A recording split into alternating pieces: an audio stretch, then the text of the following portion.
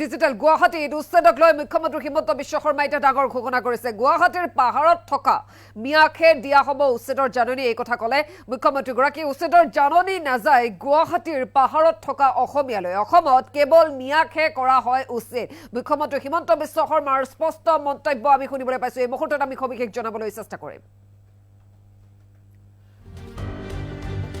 গুৱাহাটীত উচ্ছেদক লৈ মুখ্যমন্ত্ৰী হিমন্ত বিশ্ব শৰ্মাৰ ডাঙৰ ঘোষণা।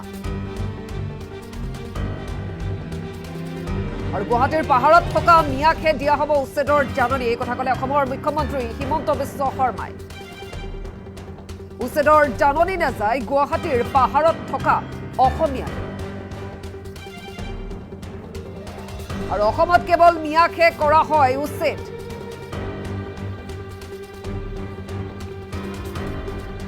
অসমীয়াৰ কেনেকৈ হ'ব উচ্ছেদ, এই কথা সুধিলে অসমৰ মুখ্যমন্ত্ৰী হিমন্ত বিশ্ব শৰ্মাই। পাহাৰত থকা মিয়াক লৈ জাননী, উচ্ছেদৰ জাননী যাব। মুখ্যমন্ত্ৰী হিমন্ত বিশ্ব শৰ্মাৰ এই মন্তব্য আমি শুনিবলৈ পাইছোঁ। গুৱাহাটীত উচ্ছেদ প্ৰসংগত আচলতে মুখ্যমন্ত্ৰী হিমন্ত বিশ্ব শৰ্মাই ডাঙৰ ঘোষণা কৰিছে, বিস্ফোৰক মন্তব্য কৰিছে। গুৱাহাটীত উচ্ছেদক লৈ মুখ্যমন্ত্ৰী হিমন্ত বিশ্ব শৰ্মাৰ ডাঙৰ ঘোষণা। অসমীয়ালৈ উচ্ছেদৰ জাননী নাযায়, গুৱাহাটীৰ পাহাৰত থকা মিয়ালৈহে যাব উচ্ছেদৰ জাননী। এই কথা ক'লে খুব মুখ্যমন্ত্ৰী হিমন্ত বিশ্ব শৰ্মাই। উচ্ছেদৰ জাননী নাযায় গুৱাহাটীৰ পাহাৰত থকা অসমীয়ালৈ। পাহাৰত থকা মিয়ালৈহে উচ্ছেদৰ জাননী প্ৰেৰণ কৰা হ'ব। অসমত কেৱল মিয়াকহে উচ্ছেদ কৰা হয়। মুখ্যমন্ত্ৰী হিমন্ত বিশ্ব শৰ্মাৰ এই স্পষ্ট মন্তব্য আমি শুনিবলৈ পাইছোঁ। গতিকে অসমীয়াৰ কেনেকৈ উচ্ছেদ হ'ব, এই কথা শুনিলে তেওঁ।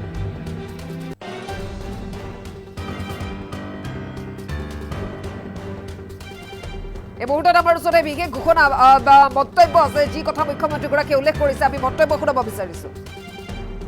কাৰো বাইক নাই নে চলাই দিলে।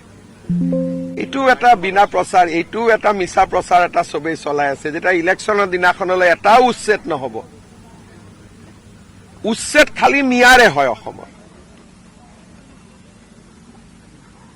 অসমীয়াৰ কেনেকে উচ্ছেদ হব? গতিকে এইটো যে এটা অসত্য কথা প্ৰচাৰ কৰি আছে, এইটো এটা টেলিভিছন চেনেলে প্ৰচাৰ কৰি আছে।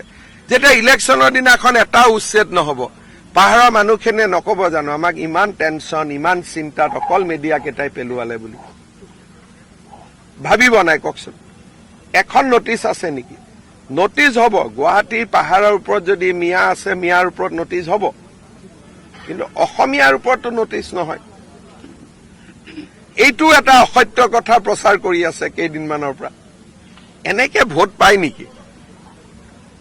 কোন পাহাৰত এতিয়া এভিকশ্যন হ'ল কওকচোন? মইতো আজি সৰ্বানন্দ সোণোৱাল আৰু মোৰ কিমান দিন হৈ গ'ল? 9 বছৰ 10 মাহ হৈ গ'ল। 9 বছৰ 10 মাহত গুৱাহাটী, নৱগ্ৰহ, নুনমাটি কোনটো পাহাৰত এভিকশ্যন হ'ল? ৰাইজ শংকিত আপোনালোকে কৰিছে। আপোনালোকে আজি কথাটো ক্ষমা খুজিব লাগে।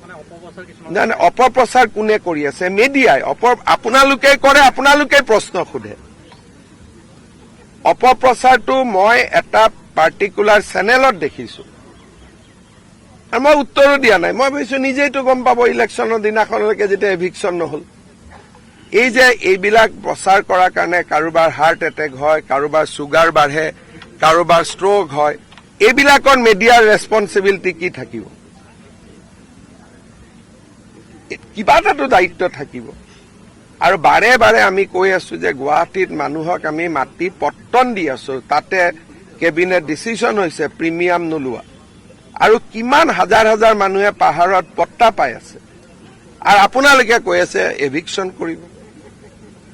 এইটোতো কোনো যুক্তি নাই। না কোনোবা মন্ত্ৰীয়ে কৈছে, না কোনোবা অফিচাৰে কৈছে, এনেই চলাই দিলে নিউজটো। কোনোবা এজনৰ বাইট নিউজটোত থাকিব লাগে নে নাই? যে মুখ্যমন্ত্ৰীৰ বাইট বা জয়ন্ত মল্ল বৰুৱা গুৱাহাটীৰ মন্ত্ৰী হিচাপে বাইট বা ডিচিৰ বাইট কাবাৰ এটা থাকিব লাগে নে নাই? কাৰো বাইট নাই নে চলাই দিলে।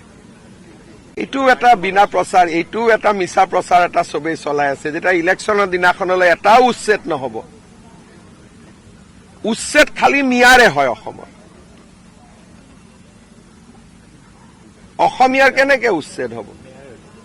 গতিকে এইটো যে এটা অসত্য কথা প্ৰচাৰ কৰি আছে, এইটো এটা টেলিভিছন চেনেলে প্ৰচাৰ কৰি আছে যেতিয়া ইলেকশ্যনৰ দিনাখন এটা উচ্ছেদ নহব পাহাৰৰ মানুহখিনিয়ে নকব জানো আমাক ইমান টেনচন ইমান চিন্তাত অকল মিডিয়া কেইটাই পেলোৱালে বুলি ভাবিব নাই কওকচোন এখন নটিচ আছে নেকি নটিচ হ'ব গুৱাহাটীৰ পাহাৰৰ ওপৰত যদি মিয়া আছে মিয়াৰ ওপৰত নটিচ হ'ব কিন্তু অসমীয়াৰ ওপৰতো নটিচ নহয় এইটো এটা অসত্য কথা প্ৰচাৰ কৰি আছে কেইদিনমানৰ পৰা এনেকে ভোট পায় নেকি কোন পাহাৰত এতিয়া এভিকশ্যন হল কওকচোন মইতো আজি সৰ্বানন্দ সোণোৱাল আৰু মোৰ কিমান দিন হৈ গ'ল 9 বছৰ 10 মাহ হৈ গ'ল 9 বছৰ 10 মাহত গুৱাহাটী নৱগ্ৰহ নুনমাটি কোনটো পাহাৰত এভিকশ্যন হল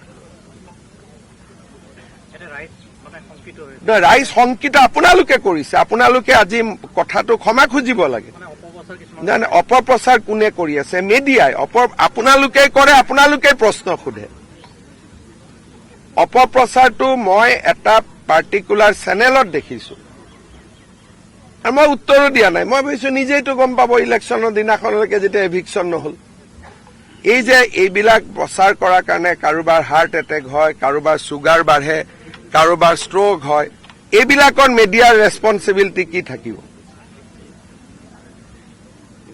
কিবা এটাতো দায়িত্ব থাকিব আৰু বাৰে বাৰে আমি কৈ আছো যে গুৱাহাটীত মানুহক আমি মাটি পট্টন দি আছো তাতে কেবিনেট ডিচিছন হৈছে প্ৰিমিয়াম নোলোৱা আৰু কিমান হাজাৰ হাজাৰ মানুহে পাহাৰত পট্টা পাই আছে আৰু আপোনালোকে কৈ আছে এভিকশ্যন কৰিব এটোতো কোনো যুক্তি নাই না কোনোবা মন্ত্ৰীয়ে কৈছে না কোনোবা অফিচাৰে কৈছে এনেই চলাই দিলে নিউজটো কোনোবা এজনৰ বাইট নিউজটোত থাকিব লাগে নে নাই যে মুখ্যমন্ত্ৰীৰ বাইট বা জয়ন্ত মল্ল বৰুৱা গুৱাহাটীৰ মন্ত্ৰী হিচাপে বাইট বা ডিচিৰ বাইট কাবাৰ এটা থাকিব লাগে নে নাই কাৰো বাইট টাইট নাই নে চলাই দিলে এইটো এটা বিনা প্ৰচাৰ এইটো এটা মিছা প্ৰচাৰ এটা চবেই চলাই আছে যেতিয়া ইলেকশ্যনৰ দিনাখনলৈ এটাও উচ্ছেদ নহব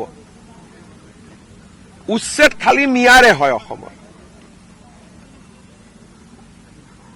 অসমীয়াৰ কেনেকে উচ্ছেদ হ'ব গতিকে এইটো যে এটা অসত্য কথা প্ৰচাৰ কৰি আছে এইটো এটা টেলিভিছন চেনেলে প্ৰচাৰ কৰি আছে যেতিয়া ইলেকশ্যনৰ দিনাখন এটা উচ্ছেদ নহব পাহাৰৰ মানুহখিনিয়ে নকব জানো আমাক ইমান টেনচন ইমান চিন্তাত অকল মিডিয়া কেইটাই পেলোৱালে বুলি ভাবিব নাই কওকচোন এখন নটিচ আছে নেকি নটিচ হ'ব গুৱাহাটীৰ পাহাৰৰ ওপৰত যদি মিয়া আছে মিয়াৰ ওপৰত নটিচ হ'ব কিন্তু অসমীয়াৰ ওপৰতো নটিচ নহয় এইটো এটা অসত্য কথা প্ৰচাৰ কৰি আছে কেইদিনমানৰ পৰা এনেকে ভোট পায় নেকি কোন পাহাৰত এতিয়া এভিকশ্যন হল কওকচোন মইতো আজি সৰ্বানন্দ সোণোৱাল আৰু মোৰ কিমান দিন হৈ গ'ল 9 বছৰ 10 মাহ হৈ গ'ল 9 বছৰ 10 মাহত গুৱাহাটী নৱগ্ৰহ নুনমাটি কোনটো পাহাৰত এভিকশ্যন হল ৰাইজ শংকিত আপোনালোকে কৰিছে আপোনালোকে আজি কথাটো ক্ষমা খুজিব লাগে জানে অপপ্ৰচাৰ কোনে কৰি আছে মিডিয়াই আপোনালোকে কৰে আপোনালোকে প্ৰশ্ন সোধে অপপ্ৰচাৰটো মই এটা পাৰ্টিকুলাৰ চেনেলত দেখিছো আৰু মই উত্তৰো দিয়া নাই মই ভাবিছো নিজেইতো গম পাব ইলেকশ্যনৰ দিনাখনলৈকে যেতিয়া এভিকশ্যন নহল এই যে এইবিলাক প্ৰচাৰ কৰাৰ কাৰণে কাৰোবাৰ হাৰ্ট এটেক হয় কাৰোবাৰ চুগাৰ বাঢ়ে কাৰোবাৰ ষ্ট্ৰোক হয় এইবিলাকৰ মিডিয়াৰ ৰেছপন্সিবিলিটি কি থাকিব